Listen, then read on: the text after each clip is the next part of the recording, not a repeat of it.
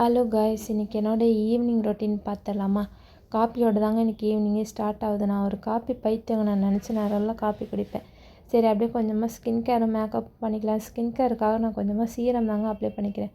அப்புறம் eyebrow kit வச்சு ஐப்ரோவை லைட்டாக டச்சப் பண்ணிவிட்டு லிப்புக்கு லிப் பாமும் யூஸ் பண்ணிக்கிறாங்க.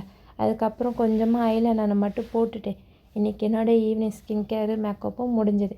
சரி, அப்படியே டின்னர் ரெடி பண்ண போயிடலான்ட்டு நான் ரெகுலராக கருப்பு கவுனி அரிசி அந்த கஞ்சி தாங்க குடிக்கிறேன். அதை இன்னும் கொஞ்சம் பவுட்ரு பண்ணிக்கலான்னு மிக்சியில் போட்டு அரைச்சிட்டு நல்லா பவுட்ரு பண்ணிவிட்டு கடாயில் தண்ணி வச்சுட்டு அந்த தண்ணியில் கொஞ்சமாக உப்பு போட்டு தண்ணியை கொதிக்க விட்ருவாங்க. கொதிச்சதுக்கப்புறம் அந்த பவுட்ரை மிக்ஸ் பண்ணி நல்லா கை விடாமல் கலரிட்டே இருக்கணும், இல்லைன்னா அதை அடி பிடிச்சிரும். அதுக்கப்புறம் கொஞ்சமாக தாகமாக இருந்ததுன்னு தண்ணியை குடிக்க வந்துட்டேன். இப்போ கஞ்சி ரெடி ஆகிடுச்சிங்க. இந்த கஞ்சியில் பார்த்திங்கன்னா நான் கேர்டு கொஞ்சோண்டு மிக்ஸ் பண்ணிக்கிறேன். வேணும்னா ஆனியனும் கட் பண்ணி மிக்ஸ் பண்ணிக்கலாம், ஆனால் அது எனக்கு பிடிக்காது.